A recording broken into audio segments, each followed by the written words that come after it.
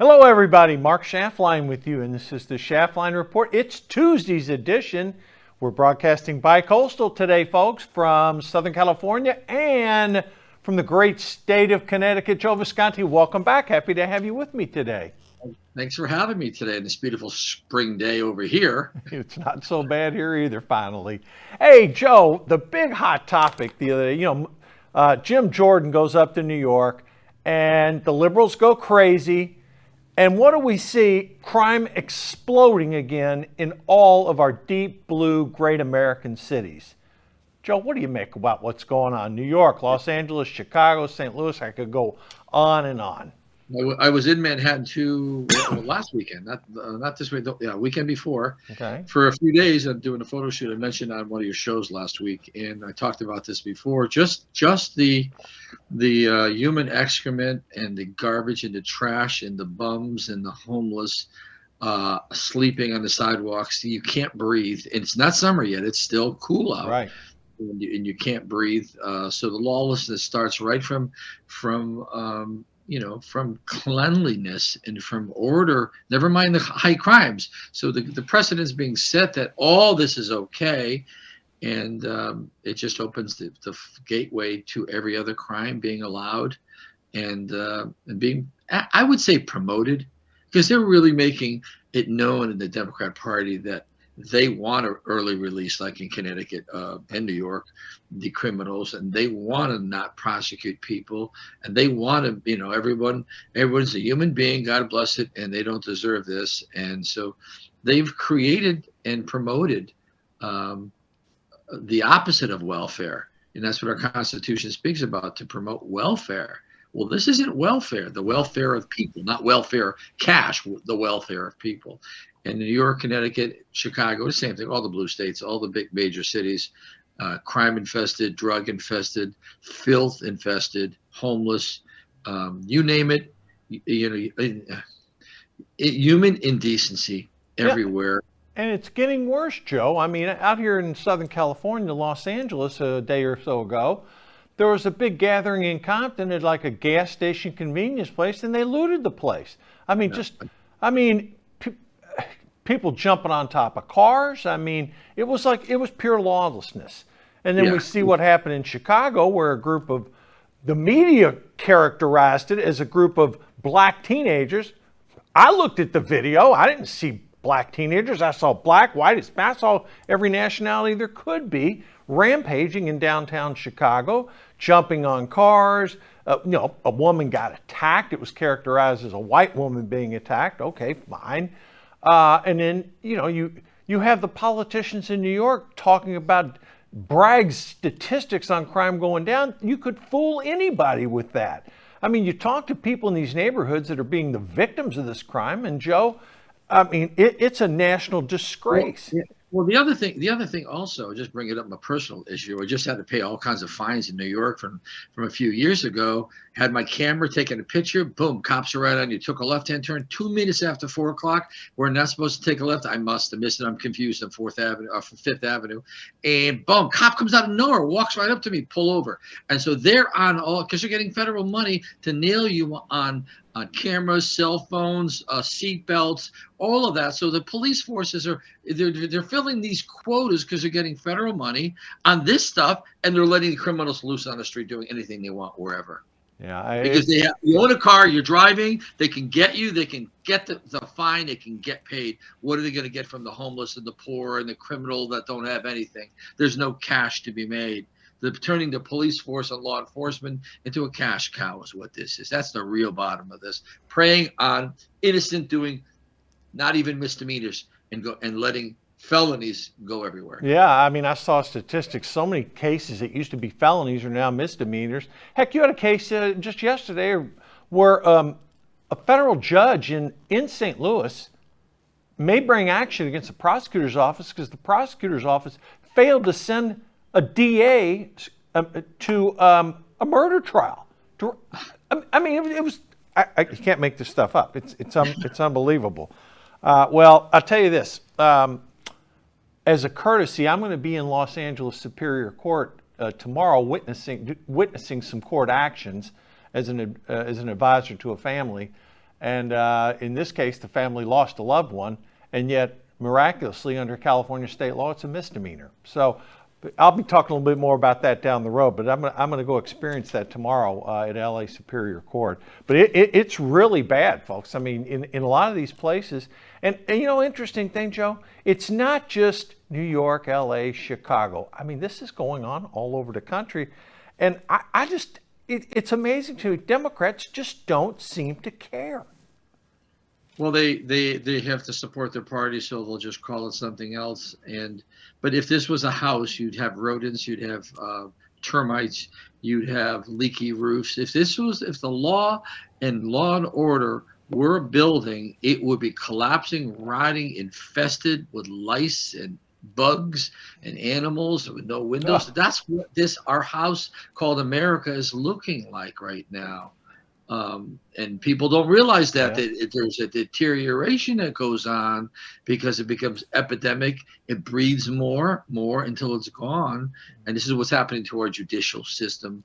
What'd you make of Jim Jordan's hearings that were held in New York City?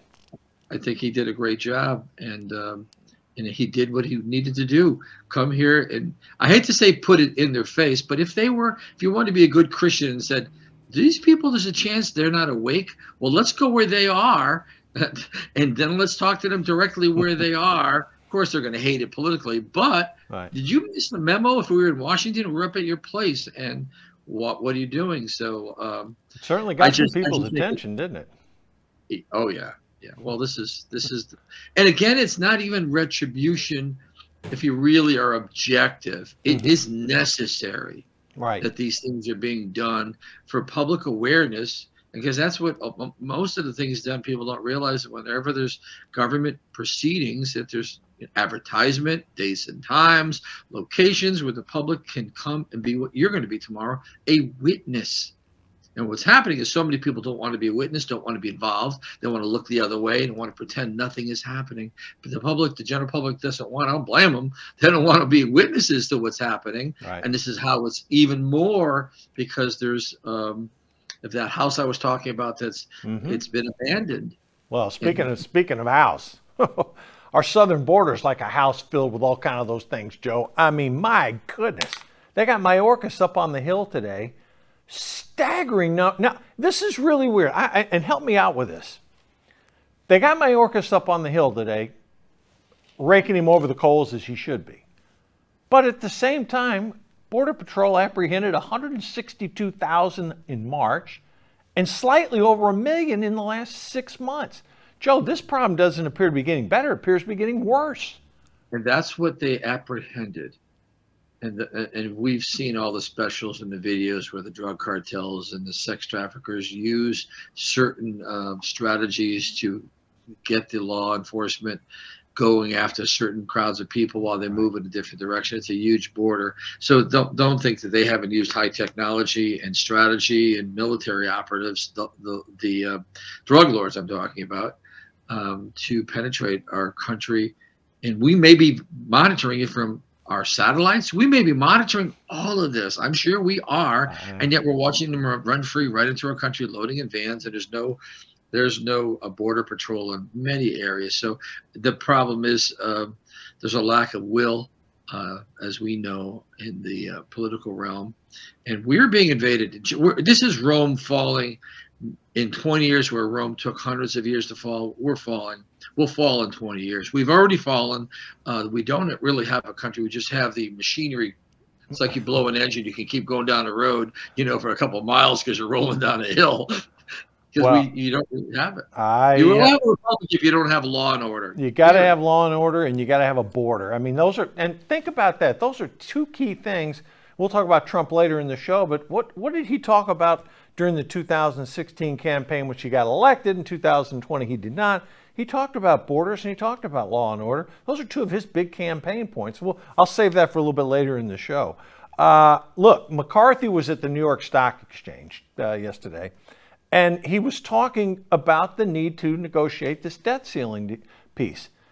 I don't think most Americans realize we're only a couple months away from literally running up against the end of it, and Biden's doing nothing. And Republicans will put forth a budget, send it over to the Senate, but at this point in the game, it doesn't even appear Biden and the White House is engaged in these discussions. Yeah, they don't need to be. They don't want to be. Less is more for them.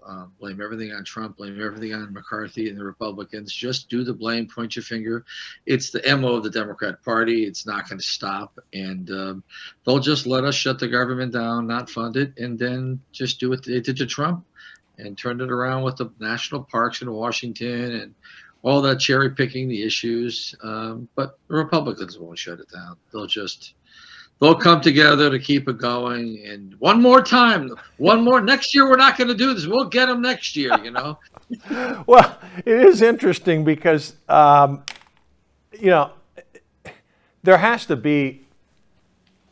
have to get this spending under control. The country is in a spiral that cannot continue. And I get the argument, okay, hey, you've already spent this money, you got to pay for it now. But there has to be a budget that makes sense. And some things I'm hearing about a 1% increase in federal funding, they play games with these numbers. I mean, it's just astounding to me that the market is not inflicted enough discipline yet. But at 5% interest rates, we're not quite at 5 yet, but in the 4 and change, your interest expense, Joe, is going to be going up significantly. And they've got to get this thing resolved one way or another. Do I think it gets resolved? It has to get resolved. But at the end of the day, will there be a shutdown moment and then the next 48 hours will come to a deal? Probably. I don't know. But people need to have some backbone here and do what's right. And McCarthy did say he's going to lay out a plan and Biden will be on the defensive. And that's going to be a big deal coming up. I really believe so. And it's going to have a profound effect on the market. The other thing is one of your topics we're going to hit right next. I'd like to jump into that with this one because they're combined. As people more and more fall behind on the credit card and loan payments that you could talk about, they're going to look at the government doing the same thing and go, we're all screwed. Everybody wants a bailout, print money, give us credit, free. Because what do you do when you're desperate? You're on your knees praying to Jesus because you need a job or more cash, or you do what you can to survive so that the country is not in a position morally, ethically, because they're strapped. And I've been talking about this on the show for 2 years about the credit card payments that we're putting oil and gas and energy and food and everything. They've been piling up all during COVID. People taking the cash that they got from the government, spent that on Christmas and drove up the credit cards, the old game, Yeah. And so that all psychologically is pressing back into the federal budget. So when they see that come up in, let's say, September, the general public, they do their polling, the public thinks you're not spending, but at the same time, what would you do about it? Borrow. And so everyone has a borrowing mentality and getting more. They don't call it indebted. They call it borrowing in people's minds. If they were called it indebted, so people don't look to the future, there is no tomorrow. It's just borrow now to get through today. And maybe I'll get a better job. Maybe I'll win the lottery. Maybe I'll inherit, pipe dreams. And so that's the most dangerous part of where we are right now. Less and less people. 57% of the public is living from paycheck to paycheck. That was last week. Yep. That's right. 70% can't even afford to live. So we're there, comfortable with all that. So, and the Democrats know that. So guess what? When this all comes down, they'll just point their fingers at the Republicans for causing it. Well, if they don't even point it at Republicans, it's now MAGA Republicans' problem. Everything is the right-wing MAGA Republic. I mean, it's not even the Republican Party. It's those dastardly MAGA people. Yeah. And that's what they do. But, the interesting point about it is you're right. I mean, the credit card debt and the charge-offs that banks are doing, it is rising. The defaults on loans are rising, and you reach a point where, people will not pay. Okay, the banks, the major banks, some of them reserved anywhere $900 million to $1 billion, reserves against potential losses coming up. Okay, that which is prudent to do. Goldman Sachs Marcus unit, I can't remember how much they wrote off, but that's a fairly new buy now, pay later scheme that Goldman was doing on, quote, middle to upper income people. Didn't work. Yep. Didn't work. This is going to fester itself, and it's going to continue to grow. It'll grow until the credit extension machine, this buy now, pay later mentality. I mean, Joe, you see the commercial. Do you ever hear anyone say, well, if you're going to buy for it, you got to pay for it? No, it's like, oh, well, whether it be like an Affirm Credit or a Goldman or whatever, bank, Visa, MasterCard, buy now, pay it later. Don't worry, just enjoy it now. It's this instant gratification society that we've created. And Joe, as the money gets tighter, I'm telling you, we're going to have some problems with it. Let me go into one other piece here after we talk the economic piece. The Russians are really literally playing with fire, holding this Wall Street Journal journalist. I mean, charging this guy with treason, a crime in Russia, when he's literally a journalist for the Wall Street Journal, and holding this guy in jail. Joe, what are they expecting to extract? Is this an effort to free some Russians held here, or what is Putin doing here? Because I understand he personally approved this. Well, I think that what they're doing is they're looking at the spy angle, because they need help at home with how are we losing the war. If we are losing, people are dying. They're tightening up the extradition, so you can't leave your country if you have to join the military. Right. They've got a propaganda problem over there. So this most likely at home, I'm sure they're painting it completely different. Spies within our country infiltrate us, Americans, news media, lying. And that goes along with the lying that you may see on the internet if you live in Russia about the truth over here. And he's calling it lies. So I think the reporter thing is more for their own propaganda. Yeah. And probably. I think it is. No solace to him. I mean, he's sitting in a jail right now. But you mentioned the war. There were reports out of Brazil today. Sergei Lavrov, the Russian, the equivalent of our Secretary of State, was in Brazil, basically saying, we need to find a way to get resolution to the Russia-Ukraine war. We got to have some territory. I mean, basically a prelude to trying to get this thing over. Macron, French president's working with the Chinese to try to get the Russians and Ukrainians to the table. Joe, do you have a sense that, they may slug it out through the summer, but then come this fall, try to get some type of resolution to this? Well, Europe has its own problem with energy right now, and that's going to be pressing with electricity. I think they just talked about 3 nuclear reactors in Germany. The last 3 are being shut down, and that's going down right now. So Germany is cutting its own throat. France already did that. The pain at home, the pain at call it the pump over in Europe. Right. That locally and regionally in Europe is causing a lot of problems. The Russians see that, they know that, and so they're all playing chicken with a lot of the issues. China's using it. Everyone's using it today. We're using it for our benefit. Yep. And so the war's become one big excuse thing that may not get resolved just because everyone needs it to happen, to distract from their own systemic policies that are broken, or their ideologies that are broken. And we're really here. Just look at their ideologies throughout Eastern Europe and Europe, China, Russia, the Middle East. The ideologies are really combating each other right now, and all circles around the price of oil. And I think next week we're going to see it here in America. And so energy again is going to be at what point can we, now that our credit card debt we talked about a minute ago across the country is so bad, how we can have summers, vacations.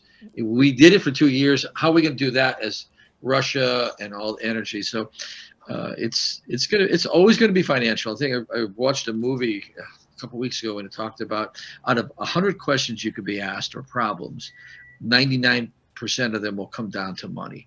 Yeah. And it always ends up money, power, struggle, money, security, and more security with money than actual money. The sense of security, Americans are feeling that personally right now. If Americans wake up that everybody's having this problem, then you see a political push. Well, Joe, in California, gas is already above $5 a gallon for regular unleaded. Premium unleaded, you're pushing $5.40, $5.50 a gallon. Again, I say it all the time. While we're doing stuff in this country, the Biden administration has done some things that surprised me relative to the environment. For the most part, they've sided with the greenies probably 2/3 of the time. The problem is China continues to build coal-fired powered plants. We shut them all down. We try to we got these greenies in this country who want to just shut down all energy. I don't know what they're thinking, how an economy is going to exist without it. But fortunately, there's been a handful of people in the Biden administration that have approved some oil and gas projects. Thank goodness for that. I really think nuclear in the short term, if whoever did not mothball or pull apart their reactors, is going to end up becoming something that, well, you're going to see just one day become dominant. People are going to say, listen, we need to open up these plants that are mothballed. If we still have them, the risk outweighs the financial problem. But then again, OPEC and the rest of the money grubbers from Exxon and BP and all that, they don't want that. Be careful calling companies that we have investments in money grubbers. I know. The problem is they don't care about the windmills because they're not going to really hurt them. They don't care about that. But come on, even if you invest, the bottom line is it becomes the truth. And nuclear was, nuclear, if you did nuclear today, think about it. Really, if you started up a nuclear reactor today, it would be light years safer and better than it was in the 70s when they first started putting these things up. Oh, my God. Well, yeah, I'm telling you, assuming we get things warming up in the summer and people drive, again, it's not going to surprise me one iota if we see gas prices in the U.S. average back above $4.50, and in California they'll be north of $6 a gallon. Then we'll see how much pain people can tolerate. Yeah, we're about 350. We're 355 for 345, 355 in Connecticut, unless you're down in Greenwich, New York area for regular. Yeah, so I paid $5.50 yesterday. Okay, all right, let's get into some politics, Joe. All right, there is a potential bombshell issue going on here with this Fox Dominion lawsuit. It's getting a lot of press. What do you make of reports about Fox's proposed settlement? I know settlement discussion is supposed to be private, but there have been some leaks. What do you make of this story? I think if they don't get a settlement, they'll file for bankruptcy. That's a pretty strong point. They'll file for bankruptcy protection as soon as their first rejection on any kind of deal, to scare the bejesus out of Dominion. And but it's listen, the truth is many people bought into this and said things that were within the Fox organization, and it's whether things were done, and we know they were done, there was errors, but the accusations were in the lawsuit that it was intentional and it was part of the program to steal and to do strategy. versus the eggs. That's really where they're getting them, because you're calling them criminals.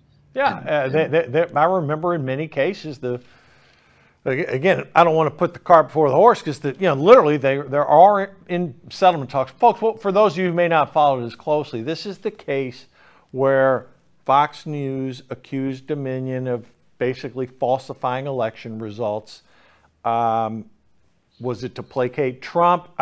Again, we'll get into that as the case goes along, but this has significant, as Joe mentioned, they do need to settle this thing, or their shareholders are going to face significant potential monetary loss.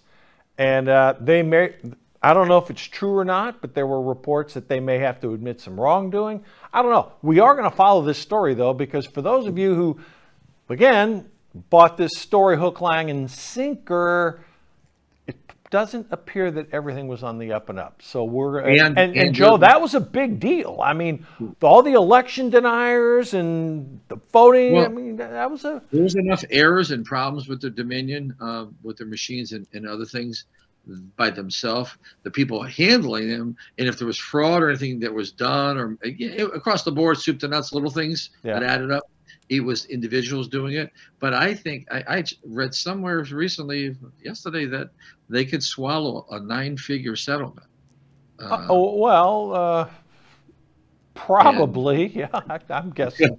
Depending upon what period of time they have to pay it over. But anyhow, speaking of voting, Donald Trump has come out, and I don't always agree with Trump, but on this, I am firmly in his camp, where he said the GOP needs to embrace early voting, mail-in voting, drop box voting. Joe, we can't continue to go into election days behind, as the Democrats have Yeah, they figured it out a couple cycles ago after they got beat by Trump in 2016.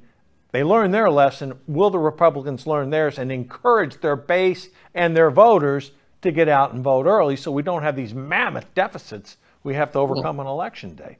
I was on the phone 2 days ago with Steve Stepanek, who is a senior advisor for New Hampshire, former New Hampshire GOP head, and Trump appointed him. We're good friends from way back in the day. I've stayed at Steve's house. We fought the fight for years with Trump.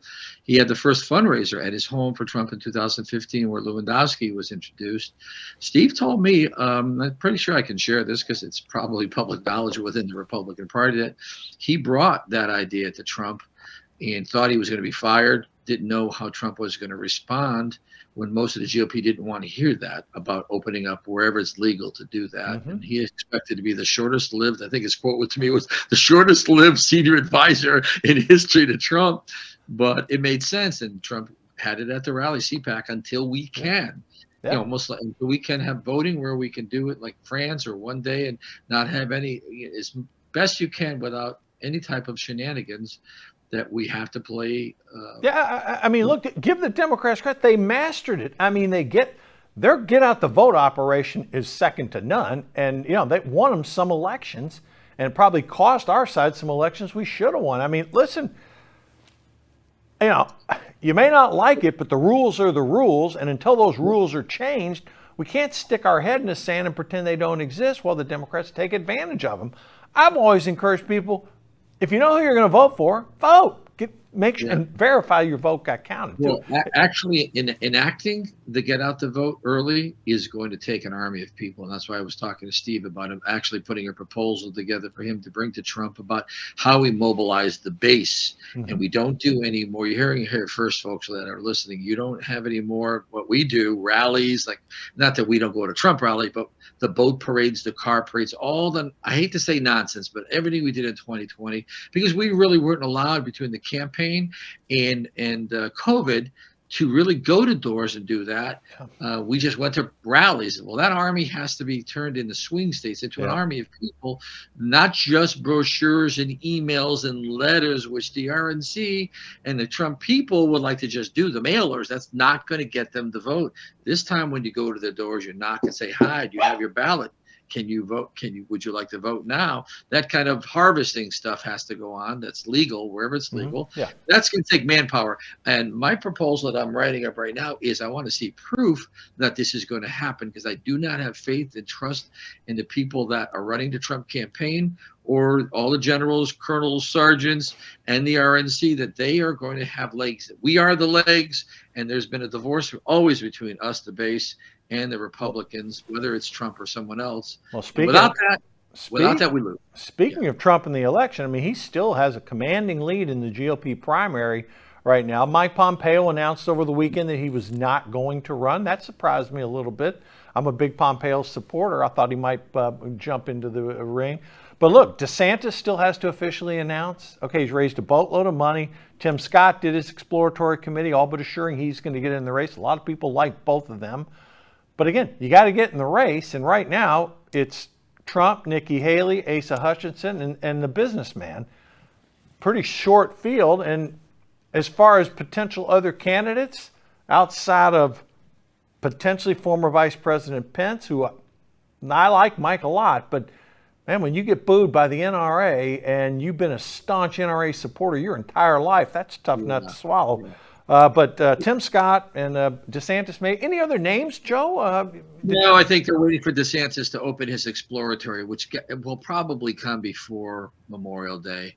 I believe he'll get in an exploratory phase. Being a sitting governor, it's better to say, look, well, I'm exploring because I want to make sure all the people in my district, in my state, are represented in a national race on issues that are important to me. And that way he can claim ownership of everything he's done during COVID and transgender, everything he's doing, which is actually a smart move for the GOP to have him do that and explore for a while, see how his numbers are, see how they take him on the trail. Money isn't going to be the problem for him. No. But he's trying to push that. At some point, the inevitable is he's not going to win. And I just hope that if he explores and does something, that he doesn't get into really bad. I hope he doesn't get destroyed by Trump. If I don't our think that's going to candidate. happen. I really like him a lot. Look, he's got, you know, he's done a phenomenal job governing the state of Well, I don't Florida. mean him. I didn't mean him. I mean Trump destroy him Oh, so oh, that we're yeah, never gonna we're never yeah. the Lion Well, Ted, Little Marco, none of that yeah, stuff no, goes no, on. no, that's but it's interesting. I mean, as time goes along, Trump is picking up endorsements here, endorsements. I mean, the two Tennessee senators, Marsha Blackburn and then Senator Haggerty, both have endorsed Trump early on in this process. I mean, look, Trump's got a strong base in Tennessee. What, he won the state by 20 points last time. So no big surprise there. But, you know, time is on his side right now. And I know a lot of Americans do not want to see Trump Biden redo. But Joe, unless some things happen, and look, the indictment hasn't changed anything. It got him stronger, actually. He raised more money after he got indicted. Joe, I hate saying it, but the more things change, the more they look like they're staying the same. They do, but I don't care what you say. I told you a couple of weeks ago, and Gavin Newsom's been in Florida. He's hanging out. I'm well aware of that. Right, he's down there and he's slick. Somebody made a comment that hair gel isn't going to solve our problems. That was hilarious, but in one of the news cycles yesterday. Yeah. But I'm sorry, I just feel that Biden can't pull it out against Trump this cycle. He won't be able to. And I agree. I think you could be right. And I think Newsom, I don't know how they transfer it, but Newsom jumping in will have to take on Kamala himself, and then you've got Kennedy. He would drum her out. Then you got Kennedy in there really making some good points. A lot of us love him because of the anti-vax stuff. Yeah. So people may help in the primary of pushing Kennedy to, even though he can't ever win it, to push him more and more. He's in there. He's in there the way DeSantis should be in right now, to push issues and make them test them, see how the polling goes for the issues he stands for. That's where we are right now. Yep. Yeah. I'm with you. I mean, I listened to Meet the Press over the weekend. I saw Jay Johnson. He was in the Obama administration, really sharp guy. And he said, look, in politics, a week is a month, a quarter is a year. He says, things change. You know, and he brought up Obama. He says, you know, at this point, when Obama, in his election cycle, when he won, he was about where DeSantis was right now, way behind Hillary Clinton. Yeah. And he said, don't count people out, a la DeSantis, a la Tim Scott.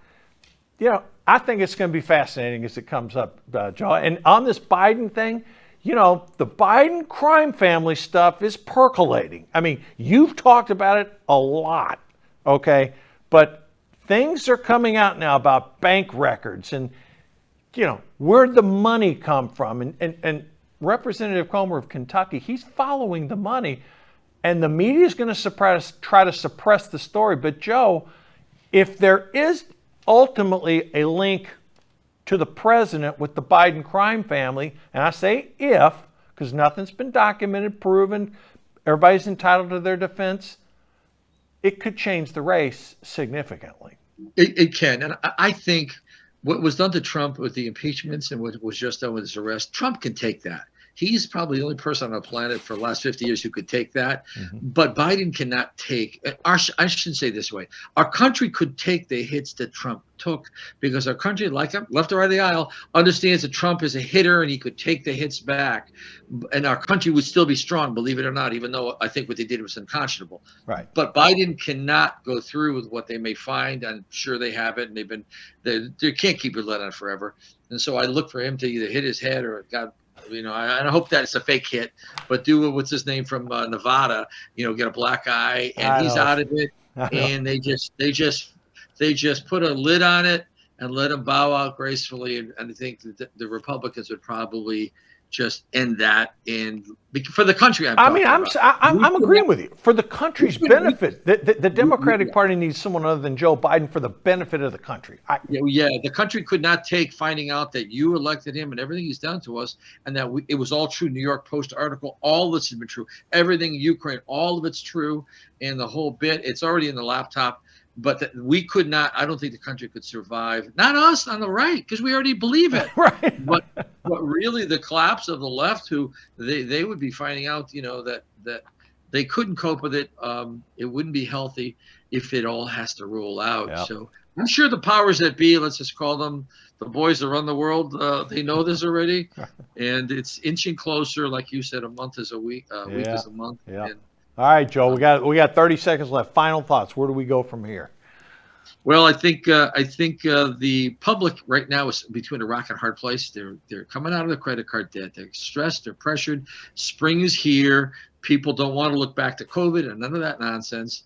And beyond the party politics, people really want to enjoy life. I've been saying that to you because I feel it. Mm-hmm. They want to enjoy life. They believe that there's a lot of hope in the country, even though they're broke. And so, because once your back is against the wall, you start to say, what can I do? What do I got to do?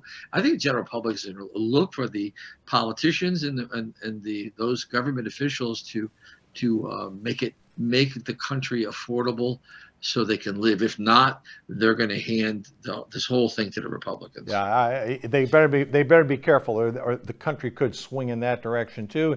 And again, from your and my political view, that would be a good thing. Joe, thanks for joining me again today. I love having you on.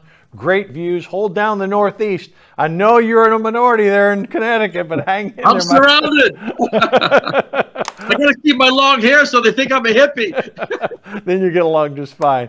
Okay, folks, I'll be back later in the week. Again, thanks for listening. Thanks for viewing today. And we're going to stay on top. We'll cut through the propaganda. See you in a couple days.